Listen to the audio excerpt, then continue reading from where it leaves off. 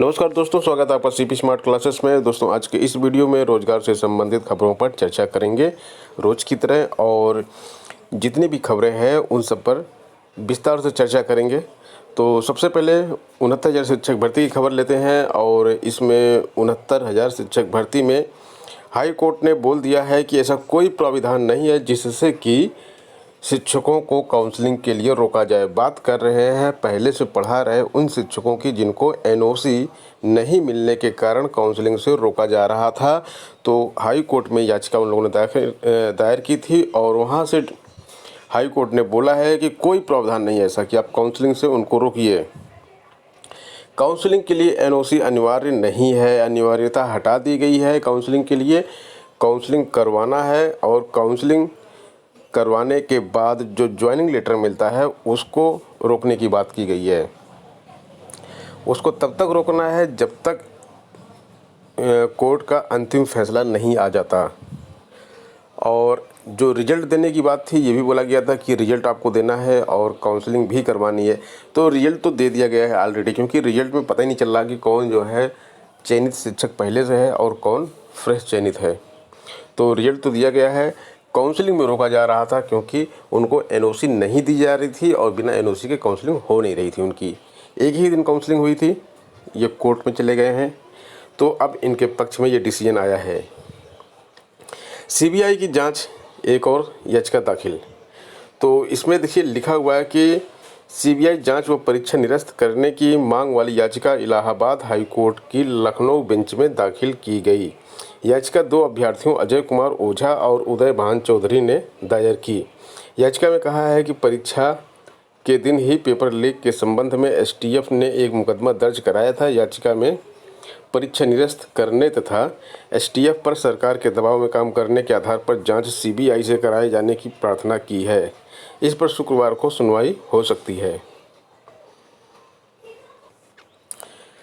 दोस्तों एक बड़ी खबर आ रही है असिस्टेंट प्रोफेसर भर्ती में। तो अभी आपको बताया था मैंने पिछले 2-3 दिन के पहले कि असिस्टेंट प्रोफेसर की 3900 पदों पर भर्ती आने वाली है, और एक अच्छी न्यूज इस हफ्ते आनी थी। तो देखिए ये शासन को जवाब भेज दिया गया है, निदेशालय ने शासन को जवाब भेज दिया है, और अब ये भर्ती होगी। इसमें देखिए लिखा हुआ है प्रदेश के अशासकीय महाविद्यालयों में असिस्टेंट प्रोफेसर के 3900 पदों पर भर्ती के लिए उच्च शिक्षा निदेशालय ने कवायद तेज कर दी है। मामले में निदेशालय ने शासन से आए पत्र का जवाब भेज दिया है। साथ ही 2 क्षेत्रीय कार्यालयों से रिक्त पदों की सूची भी मांग ली है।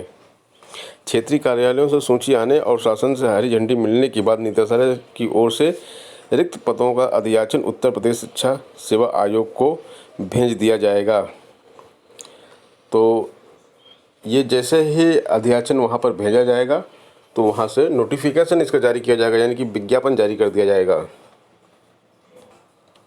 उच्चतर शिक्षा सेवा आयोग से एक खबर और आ रही है कि आयोग की गेट पर अभ्यर्थी गए थे आयोग के अध्यक्ष से मिलने, क्योंकि अब अभ्यर्थियों का धैर्य जवाब देने लगा है और समाजशास्त्र का रिजल्ट महीनों से लटका हुआ है। तो अध्यक्ष जी ने मना कर दिया मिलने से, तो छात्र वहां धरने पर बैठ गए, और नाराज अभ्यर्थी नारेबाजी करते हुए गेट पर बैठ गए धरने पर। ये यहाँ पे लिखा हुआ है देखिए। और इसके साथ साथ जो है 2 विषयों की जिनकी काउंसलिंग शुरू हुई है वहाँ पर भी प्रॉब्लम आ रही है। वेबसाइट नहीं खुलने के कारण अभ्यर्थी नहीं भर पा रहे हैं ब्यौरा। विकल्प भरने की अंतिम तिथि जो है 22 जून है, जबकि डेटा प्रोसेसिंग 23 व 24 जून को किया जाएगा। सारी प्रक्रिया पूरी करके 25 जून को परिणाम जारी किया जाएगा, और 25 जून को आपको कॉलेज का आवंटन हो जाएगा। समाज शास्त्र के लिए रिजल्ट का रास्ता साफ हो गया है। असिस्टेंट प्रोफेसर भर्ती की ही बात की जा रही है। हाई कोर्ट से राहत के बाद रिजल्ट के लिए आयोग पहुंचे अभ्यर्थी। तो ऐसे जो समाज शास्त्र का विषय का जो विज्ञापन जारी किया गया था, विज्ञापन संख्या 47 में, तो उसमें असिस्टेंट प्रोफेसर के जो पदों का लिखित का रिजल्ट तो पहले जारी किया जा चुका है। इंटरव्यू भी एक दिन हुआ था इनका, 28 फरवरी को इंटरव्यू हुआ है। 28 फरवरी के छात्र इंटरव्यू कराए हैं। उसके बाद कुछ असंतुष्ट छात्र कोर्ट पहुंच गए थे। कोर्ट ने बोला है कि सभी का इंटरव्यू कराया जाए, यानी कि जिनको इंटरव्यू के लिए रोका गया था उनका भी इंटरव्यू कराया जाए। तो हाई कोर्ट से याची अभ्यर्थियों को इंटरव्यू कराकर निर्धारित समय में परिणाम घोषित करने के आदेश दिया।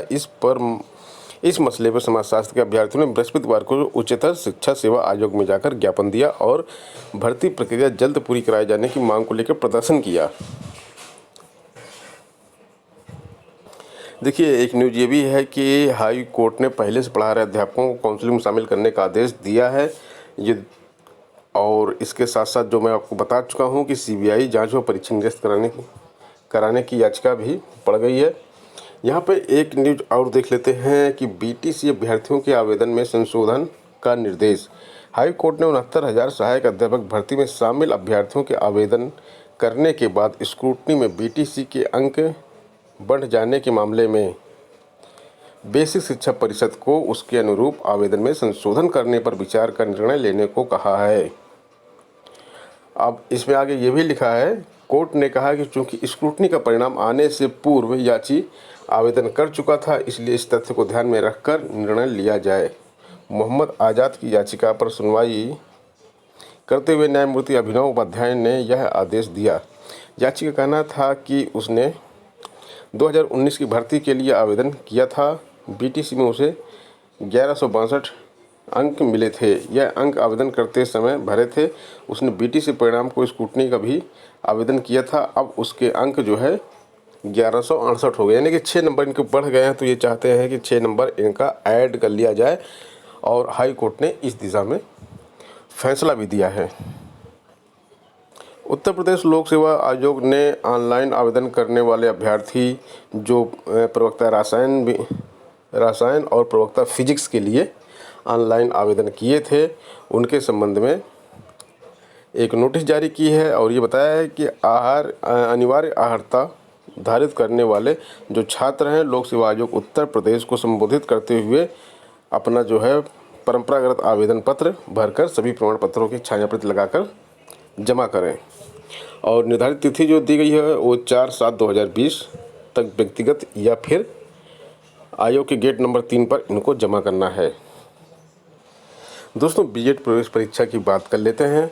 तो बीएड की प्रवेश परीक्षाओं के लिए केंद्र बदलने का अंतिम मौका जो है वो आज है। बिल्कुल चूकना नहीं है। अगर आप अभी तक नहीं बदले हैं केंद्र तो सोचिए विचारिए मत ज़्यादा। जहां आपको सुगमता नज़र आए, जहां आपको लगे जहां से परीक्षा आप आसानी से दे सकते हैं, कोविड-19 का खतरा भी इसमें है, तो आप अपना केंद्र बदल सकते हैं। अगर आपने पहले गलती की है तो गलती को सुधार लीजिए, क्योंकि आज इसकी लास्ट डेट है। और इसमें जो है जो परीक्षा इसकी होगी, तो परीक्षा की अभी कोई डेट नहीं फिक्स की गई है, लेकिन जुलाई में परीक्षा होगी। तो जुलाई में कोई डेट इसकी डिसाइड की जाएगी और उसके बाद आपको इन्फॉर्म किया जाएगा।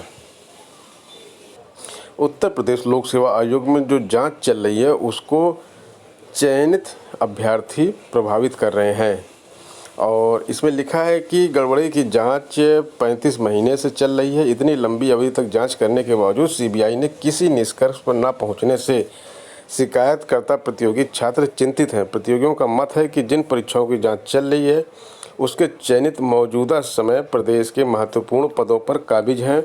वह सरकार को गुमराह करके जांच को प्रभावित कर रहे हैं। योगी सरकार ने 20 जुलाई 2017 को 2012 से लेकर 2017 तक हुई समस्त परीक्षाओं की जांच सीबीआई को सौंप दी थी और इसके बारे में समय समय पर आपको इन्फॉर्मेशन दी जाती रही है। 68,500 की भर्ती के अभी भी कोर्ट में केस चल रहे हैं। जिला आवंटन मामले की सुनवाई आज है इसी श्रृंखला में और इसमें जिला आवंटन प्रकरण की सुनवाई हाईकोर्ट में शुक्रवार को होगी। यह तो क्लियर है, लेकिन किस तरह की सुनवाई है ये इसके बारे में जान लेते हैं।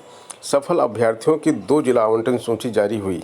पहली सूची में चयनितों को अधिक गुणांक हासिल होने के बाद भी दूर का जिले में नियुक्ति मिली। दूसरी सूची सभी जिलों के हिसाब से बनी, सभी पदों के हिसाब से बनी। इसमें कम गुणांक वालों को भी आसानी से गृह जिला मिल गया, इसलिए विवाद है। कोर्ट ने पहले हुए जिला आवंटन को रद्द कर दिया। इस फैसले के खिलाफ न्यायमूर्ति पंकज मित्तल व यशवंत वर्मा की पीठ में विशेष अपील दाखिल की है। इस कोर्ट में सिर्फ यही प्रकरण सुनवाई के लिए है, इसलिए फैसला आने की उम्मीद है। टीजीटी पीजीटी की बात कर लेते हैं दोस्तों। 40,000 पद खाली पड़े हुए हैं और सबसे बड़ी भर्ती होने जा रही है ये। लेकिन इस भर्ती के होने से पहले ही जांच का जाल इस भर्ती के ऊपर पड़ चुका है। डिटेल में देख लेते हैं। शिक्षकों की एक भर्ती ऐसी भी है जिसकी प्रक्रिया शुरू होने से पहले ही जांच का जाल उसके ऊपर फेंका गया। प्रदेश के 4,000 से ज़्यादा कॉलेजों में पदों के सत्यापन का जिम्मा टास्क फोर्स को मिला।